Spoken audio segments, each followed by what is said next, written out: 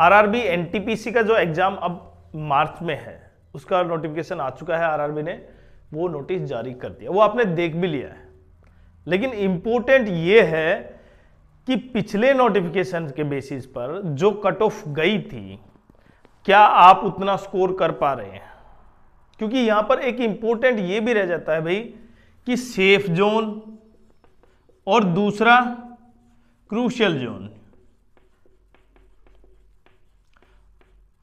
और safe zone में cut off जो सबसे कम गई थी ना वो 60 के आसपास थी भाई यूआर की, और जबकि क्रूशियल जोन में चंडीगढ़ और चेन्नई उसमें कट ऑफ करीबन 82 के आसपास थी, प्लस के आसपास, मतलब 80, 81, 82 के आसपास थी।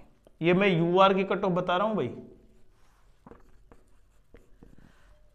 लेकिन पिछली बार क्या था, 3 साल का एज रिलैक्सेशन दिया गया था,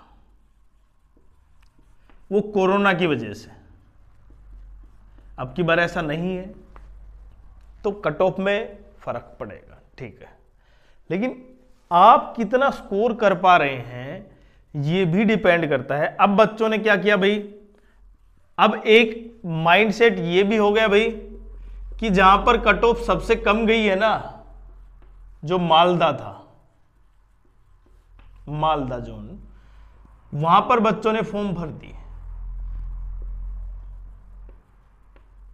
और ये केवल मैं एक जोन की बात नहीं कर रहा हूं, मैं वो जोन की बात कर रहा हूं जहां पर कट ऑफ कम है तो बच्चे ने फॉर्म भरे, ठीक है।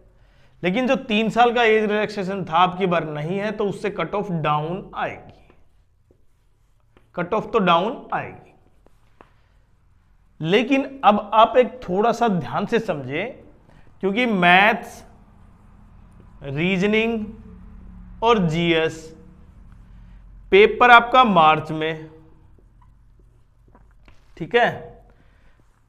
कुछ बच्चे सीजीएल मेंस दे के आए हैं, ठीक है, वो काफी दिन हो गए, 19 जनवरी को था, और ये पेपर जनवरी से फरवरी, फरवरी से मार्च, मतलब 2 महीने हो गए।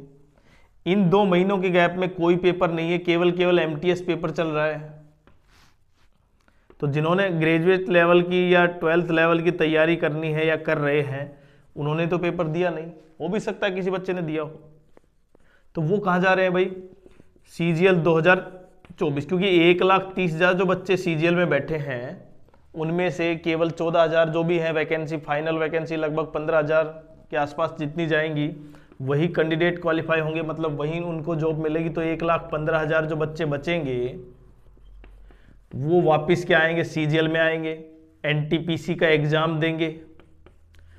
और एनटीपीसी में जिसकी इंग्लिश ठीक ठाक है, मतलब इतनी अच्छी नहीं है, उनके लिए एनटीपीसी बेस्ट है, क्योंकि वो एनटीपीसी में कहीं ना कहीं क्या कर देंगे, रीजनिंग एवरेज आती है, रीजनिंग में कोई दिक्कत नहीं होती है बच्चों को,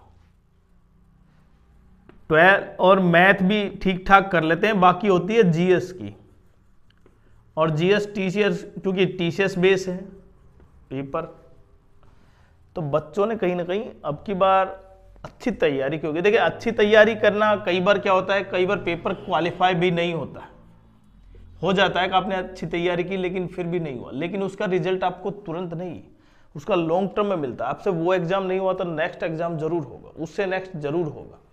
लेकिन कंसिस्टेंसी बहुत इंपॉर्टेंट है, और उसके लिए निरंतरता बनाए रखने के लिए मोटिवेशन भी बहुत जरूरी है। तो मोटिवेशन तो तभी मिलता है कि जब जैसे ही नोटिफिकेशन आता है नेक्स्ट का, अब जैसे नेक्स्ट का नोटिफिकेशन आएगा एसएससी सीजीएल का मार्च पर,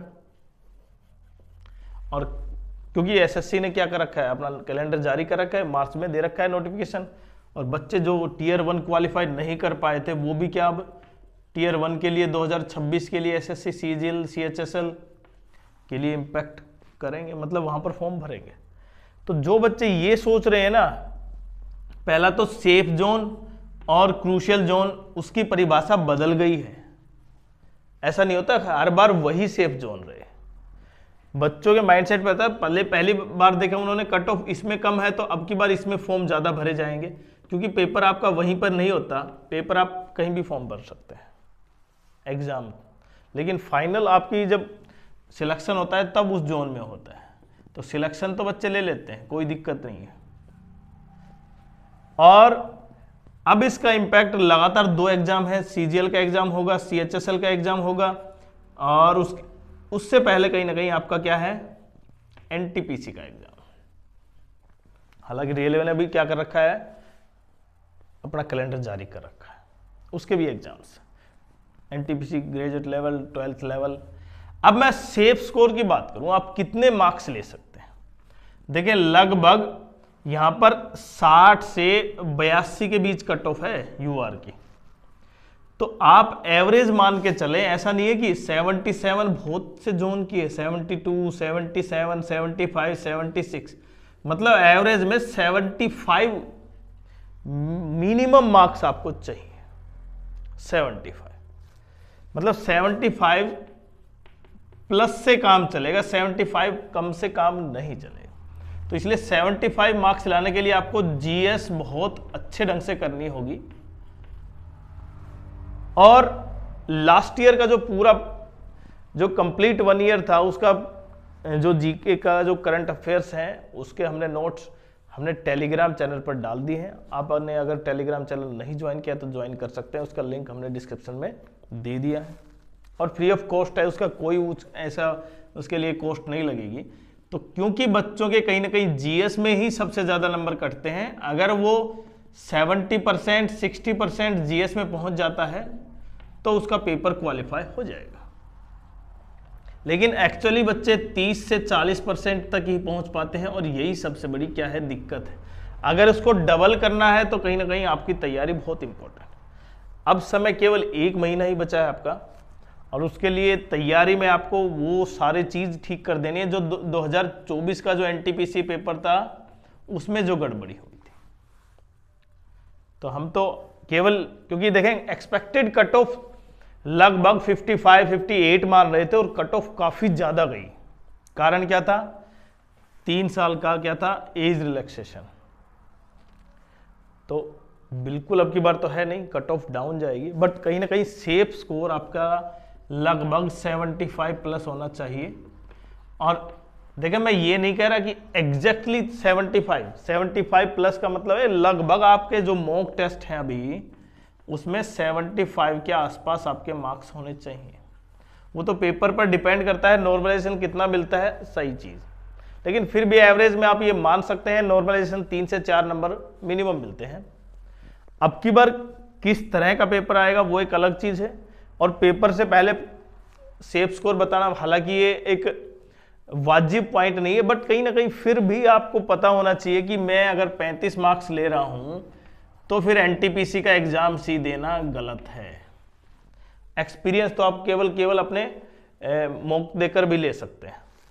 तो कहीं ना कहीं आपको भी थोड़ा सा आइडिया होना चाहिए कि पार स्कोर लगभग 75 के आसपास होना चाहिए। बाकी आप अगर नंबर से सहमत है तो जरूर कमेंट्स करें। और क्या आपने पिछले साल भी एनटीपीसी का एग्जाम दिया था?